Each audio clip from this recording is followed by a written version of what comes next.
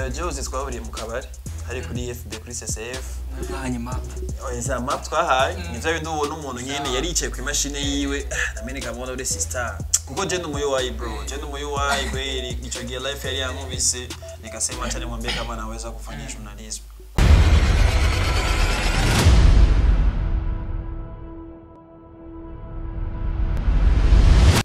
Hello guys, nibaze ko mumeze neza mumerereye hose ndabwiye ko muba murakora subscribe kuri YouTube ni Kafanze Hote muze murabikora mubikunze kuko ntabafise ntabandi no bitura atari mwebwe n'umusi rero nabazaniye umutumire no mvuga yuko ari umuntu musanze mumenyereye cyane muri industry ndetse no mu bintu bigiye bitandukanye ndazi benshi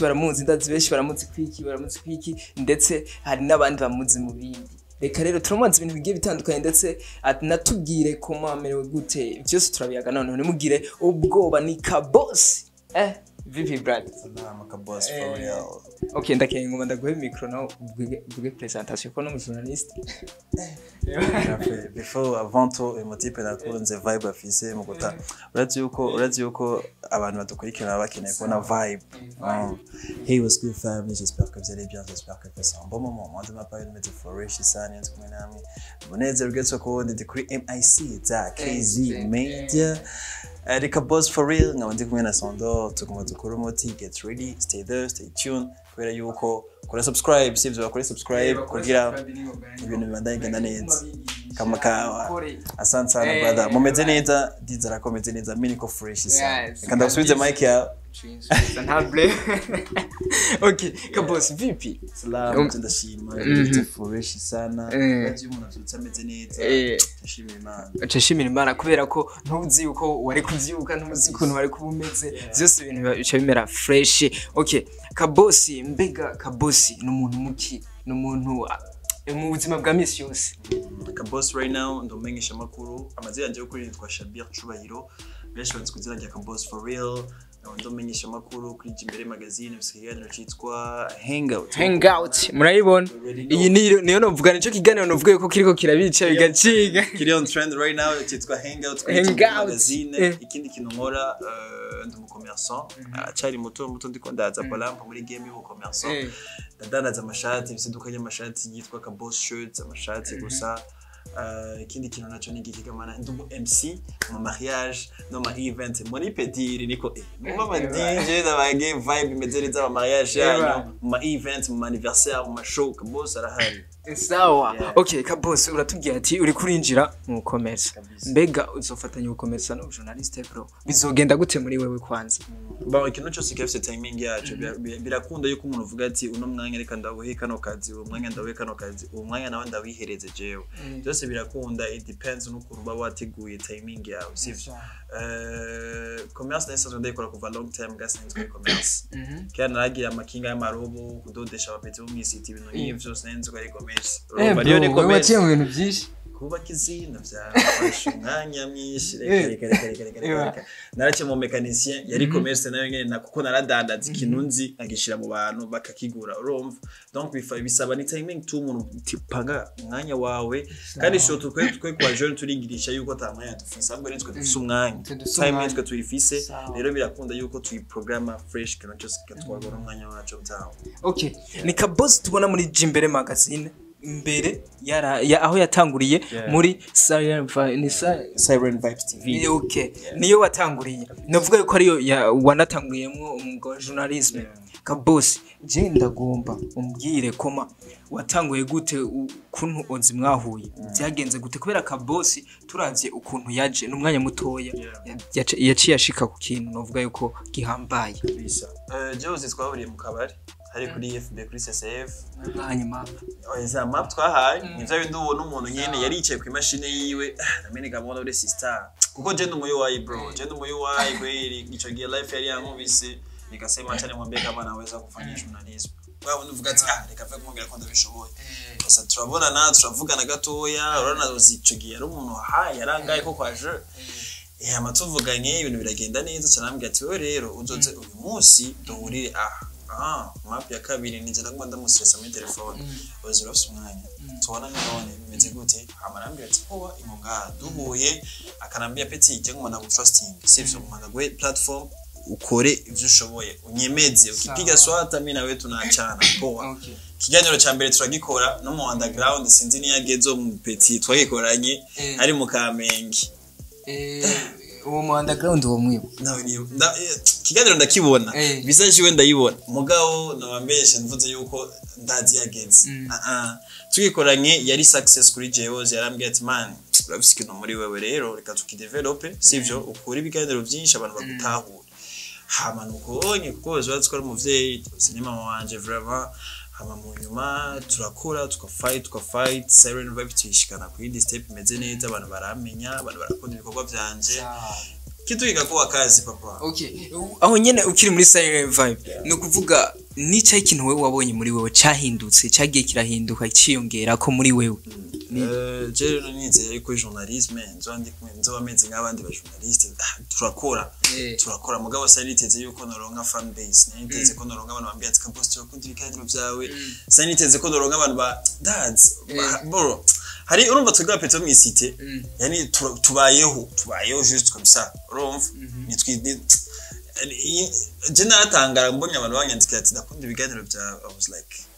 zakwezi genda gute je katavyembona none je katavyembona ko okay merci murakoze ukazona undi muntu mu commentaire wow ukazona umuntu akwandika Instagram akubwira ati bro kiganiro vraiment tu as déchiré ukaronga abandonment y'abantu utari witeze kuba gusaba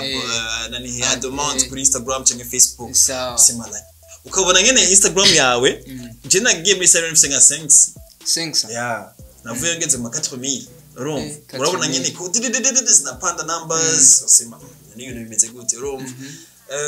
ikintu cyahindutse kindi ni kuri lifestyle yanje ukuntu nifata byace bihinduka ko navuga ati foko nifata nk'umuntu nyene ari professional de kwifata nk'umuntu nyene kuma yirukanga sini jajari nyene ngo nirekure reka nifate umumenyesha makuru abantu bakunda kuko abantu kujya bakona kuri TV bro baba bakeneye kubona mu buzima busanzwe uko nyene babonye kuri TV ufise fresher bakeneye mu buzima busanzwe ndakubona uko nyene nicyo no mepiga swata akagati acagucisha mwijisha agatangura kugaye so je naragira effort kugerageza kugada ya population yanje kuyerekana yuko kunyene mu mbona kuri TV komeze mu buzima busanzwe urumva nico cyahindutse kandi urumva naramenyanye n'abantu benshi Seven Vibes TV yarashikanye ahandi hantu nari very kuba bigora ko ninjira mugabo shitsa ahantu ngo yatsinitwa Kaboss for real ni wewe karibu muri banke kuja kurotira amahera urana bagene baratonda unaona wewe unafika pale unamwambia je nitwa Kaboss for real takwiri kenda winjire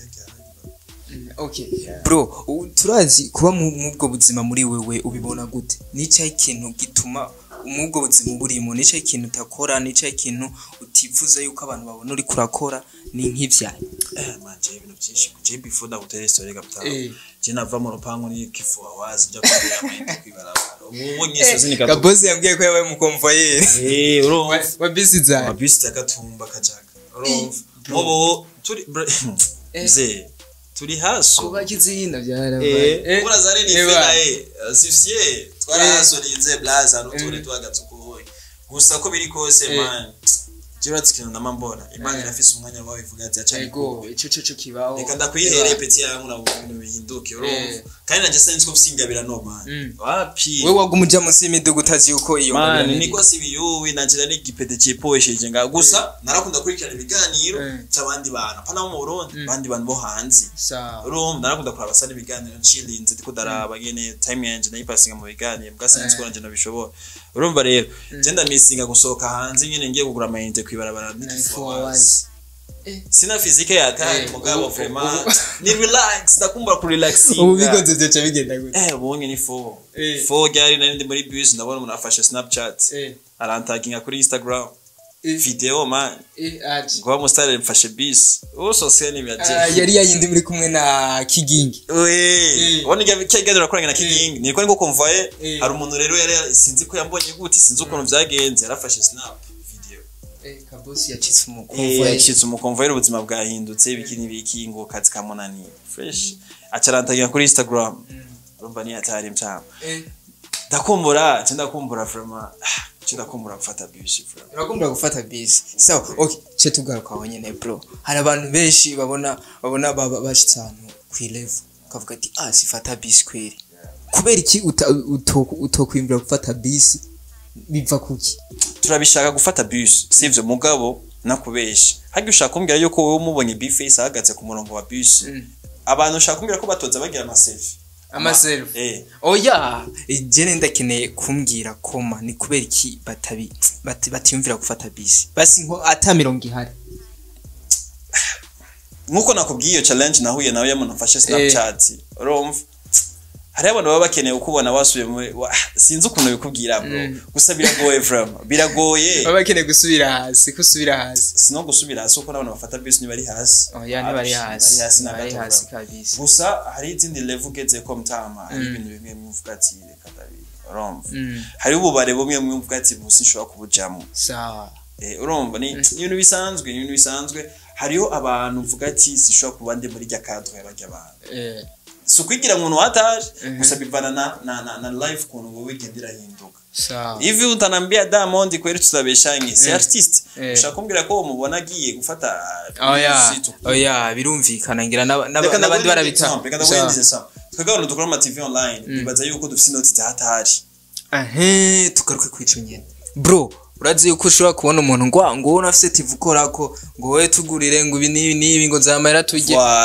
urumva kandi hari album ya Expected kwa Broken Famous no kuri kwimana ijya album ijya titre ya Broken Famous we are broke but famous cyane mugishire mu twefra tuko fo namona dufata ibintu aya no kwika ni hatari Kaboss bamaze kuyibona ngira okay Kaboss mbwira rero ukuntu Jimbere magazine yimviriye mu journaliste bose bari mu Burundi ivuga ati reka ndomu rutoki kuri Kaboss ndashobora kwemeza ko ndimo ba journaliste batarondera views cause Mr. After Views bro Mr. After Views je mbashaka nkora kagazi kanje kari real kari correct mu nzira nziza kameze fresh ushaka kombe 2 views ni bon mina rizika kuko je na views ndondera sishaka kuja ngaho ubonye muri kiganiro two turakora nivyo urabona abarondera views n'aba YouTuber uri journaliste uri mu journaliste no kuvuga ukora akazi kawe ko kagenda bakanyimba karabwa n'abantu 20 nabo nyene ni gusa nkora kano kari real gasa neza urumva kubera ndazi yuko bajya abantu badukurikirana bari hejuru niba tuja kuraba views bazoja kuraba umutipe yakoze ikiganiro ciwe gute urumva yakwikoze mu buryo bumeze guti sawa fresh sinoja ngaho nyene tini pigane mwanzo mwisho emission yote muri tukora ikiganiro twahariye ndaguhaririza ivyo rero nivyo bisigaye biri mu TV online yo mu Burundi bro ivyo bintu bivuga kwiki je namambona baharira ngo naka ngo yashwanye na madame wise kwasa hariho bajya abantu rero bite aba vlogger apana abajournaliste kandi bajya abantu barakenewe muri entertainment kuko entertainment ni divertissement barakenewe ibintu ngene bituma tujya show sivyo kandi akaba akenewe n'abandi bantu bakora ibintu biri real biri correct je bajya vraiment bajya abgonda bakuhaje mugabo barabe system bari tu system tgukoramo bashiremo some sauce zitandukanye na zirya okay bareke kwita bareke gukora nk'abajournaliste quand même kubera bariko baracafutse izina oya je ibyo nanjye oya gusikino novuga bashiremo kandi karungo nyene gatuma iganiro kiryoha apa yabijyana byo kugwana abarundi turarambirwa bro ibintu bimaze ubu anytime biragoye rero Jimbere magazine ndibaza yuko bararavye the way nkora mikiganiro nimechill nimetulia zangu vibe ndayiguha emission ndagushira mu mwuko meze neza mugabo mu nzira ziri more professional nyene kintu tugena sinovuga yuko je ndi professional byatari ikipaji tu na nami just ni buke no kugenda pole urashika ni kipaji ukaraba na example ama tutorial y'abandi babikora bagerageza kubizana ngamo mu Burundi kugira natwe dushobe kwata bana kujya mu Rwanda bamaze kwatira population mu Burundi bakayitwara mu Rwanda bose bakaza bariganiro byabo nasi tutafite gise twatira bajya abantu mu Rwanda tizi Kenya baze kura ibiganiro by'iwacu yego kugira ngo baze barabiraba natwe dushike kure okay Kaboss uri mu journaliste sawa mbega niya ingorane maze guhura muri journalisme bro generalize kwandikira nk'igitangura bro nibaye kwandikira abasani bataba sha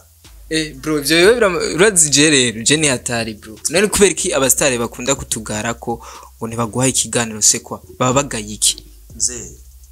nibazo kubesha nawe uri mustari mustari wacu bisigura mustari n'umuntu azwi n'abantu batazi urumva namini ko star nawe ubigira kuririmba yego namwamenya yuko nanje ndafise fan base wanje ndafise ahantu nciye abantu bavuga ati this guy ujyanye sawa urumva nuco wifata kuri umuntu hata rero ngitangura iyo challenge yarangubise wangu ukandikira umusitari dukora ikiganiro bro ntazi kisigura nitwa kuhunya na kupiga masine ya hatari agira iki ngo abaririmbyi bacu nimushaka duteza imbere tubateza imbere okay sawa how come to nico kintu ifuko tujagarara ko man ico kintu turakwiye kwihagarara kabwo natwe urazi uko ari abartiste bamwe babloka rêve zo mu journaliste ndagusabye ume chance yo gukora ikiganiro nawe sivyo mi opportunity kugira nawe uruja mu radio ugasaba opportunity kuvuga izi ndimbo za nasi yapotuna niyo mpamvu vuga je umbwiye ati umuziki w'umurundi utatera imbere mana pako point nyingi sara zizotuma tutatera imbere ngo ni ugenda tangara no kuntu abaririmbyi bavuga ngo ebana ngo hari aba journaliste ngo aba promoter kukibata duteza imbere twobateza imbere gute kandi nabo batwima umwanya no mwanya ndagukoresha ikiganiro kimeze fresh wowe uri ngaho nye just kungaya agativi gashasha TV shasha twakungura kiriki nguracari hazi ibi ni uracakeneye ziga 20 abone bafise uracakeneye ziga 20 ushakora ngira 20 views bro bako important kuri wewe okay ico kintu yari challenge kuri jewe abartiste ukamwandikira akakujya amasini vyatare mugabo ndagutera story right now nibo bansanga inbox bage abantu nyene bari bo bansanga inbox Kaboss tusetie emission basi ducishe muri hangouts basi urumva yanzani yuko tworohereza nyakazi nyorohereza kandi jewe uratse ukuntu meze bro milk nipiga scene first time ugakabira ukajya scene techo ndagukaraba nivuye kwa jona najua tu jenda fisi niko na kipaji na kigendana one day uzondondera nivyo nyene nivyo nama navuze na jewe ebana nayivuze kwere okay Kaboss je tukoma duhagarare kwiki kintu gatoya ebana hangout c'est quoi ça bro hangout onko umuntu yumvise hangout yumva gusohoka kuri joinga kugira vibe imeze neza hangout ni idea ikiganiro natanguje muri Jimbere magazine iyi ni brand yangu bro sawa iyi ni brand yangu hapa ya Jimbere na ni brand yangu hangout rero ni ikiganiro gisohoka chaque vendredi 16h le but ya hangout ni ku chill no invité ariyo ubundi buzima dushaka kumva ku invité hariyo turashaka kubona ukuntu invité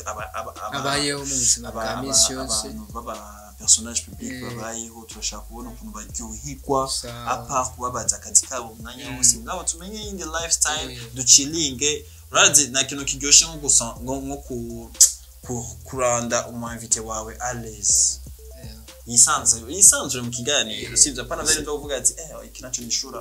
next question ngo majije kibazo bigoye muri sina fo kumureka kisantalize ukamwereka yuko izi kamera naco zitubwiye bro tukore tuyage tupige story bro ni le but ya hangout kandi hakaba arimo na message tuyagano social tuvugana ibintu bimaze iminsi bitrendy tuvuga byinshi bijyanye na lifestyle yiwe tuvuga ikintu tubayemo en général en tout cas uravye hangouts utegerezwa kuri mu message kandi hangouts harimo la beauté y'igihugu cyacu turerekana la beauté estanish twakoreye kuri plage kiginge twakoze turi muri bus ibintu tubayemo bande kandi ba runtown DJs twakoze turi muri party ibintu tubayemo ikinye nakoranye na Hosy n'umugore wiwe kujya kuramutsa umuntu wiwe ukamukine kwanza kia kiganiro bro chari kiryoshe big up sana bro big up saa yose wa film jenga nagiye kurambona saa yose mzee mwanzo kubeje ikintu cyiza umuntu arakiraba cyiza umuntu arakiraba vraiment vyovyo okay Kaboss reka kwanza ndagushimire mvuga ati kwanza uri mu journalist reka kwanza banzo sezera abakunzi ba KZ Media abakunzi wa KZ Media reka mvuga ati merci sana kuri umwanya mu maye en tout cas jewe umuntu amamagaye muri interview nama ndabishima sana kuko mvuga ati umuntu yanyiyumviriye uko biri kose umuntu yicaye hasi arategura ibibazo by'iwanje why not nashobora kumuha umwanya tukayaga tugatera story kandi ndazi neza yuko abafan ba KZ Media barashaka kumubona Kaboss baramwifuza cyane nabazaniye rero n'umunsi kama kawa hama ikindi kintu shimire staff yose ya KZ Media ndabona mu studio imeze neza kino gikorwa nicoroshe wabo kigoye ariko ndabizi ni big step mepiga ndabasabira kandi team yose ya KZ Media mushe ku yindi step imeze neza hama ikindi kintu cyane Hala 5 hari akana murange kitwa Hala 5 Hala 5 ikindi kintu naco novuga mwebwe mudukurikirana keep on supporting us subscribing kuri account mubanaye mudushigikira twe turi ngahanya kugira ngo tubaryohere twe turi source y'umunezero wanyu turi source yo kumenya byinshi byangwa mu gihugu kubereka ivyiza by'iwacu urumva so mudusupportinge uravye kino kiganiro nibagiye gukora share maybe kuri statue yawe cyangwa kuri story yawe naje ndo mapaka Kaboss for real reka nivugire cyenda keneye support yanyu muri hangout mimi ngari kapetini kwa hapa vraiment ni gari hapa kandi ndazi yuko kugira wewe turanganya sede tuna haso bro turiko turasoringa rom mimi ni support yenu ni kiganiro cyitwa hangout t-shirt za hangout ziri available urashobora kudropinga kuri Instagram ya Kaboss for real Facebook andikashabir Kaboss kamba tuzikura hehe ndakubwira ndagona nimero yanje hama ehwana sana tuka vraiment mimi nimefurahi sana ni vendredi kuri Jimbere magazine kandi umusari kindi cyagiye umugore wiwe narakiravye wallahi na sana bro mubahwe cyane Hala 5 respect guys reka dushimire Kaboss namwazanira n'umunsi cyo nababwira rero twayaze byinshi ndabasoberera iki kiganiro utakira abazobahomvye guys mubande mukora subscribe muyikore kuri YouTube ni Kevin Zero byose mubikore mubikunze guys big up sana ndabwira ciao ciao